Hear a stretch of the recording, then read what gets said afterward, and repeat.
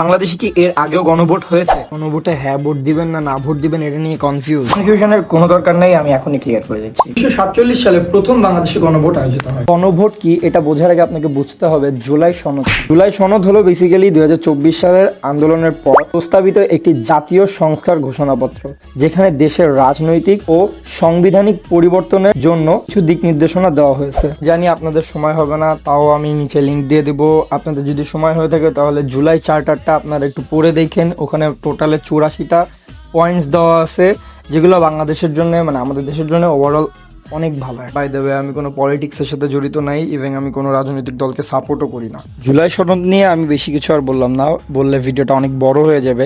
But একজন নাগরিক হিসাবে আপনাকে অবশ্যই হ্যাঁ ভোট দেওয়া উচিত। আর তারপরও এটা আপনার মতামতের উপরে ডিপেন্ড করে, যেটা আপনার কাছে ভালো মনে হয় সেটাই করবেন। দোয়া করি যে সামনের ইলেকশনটা ভালো মতো হয়।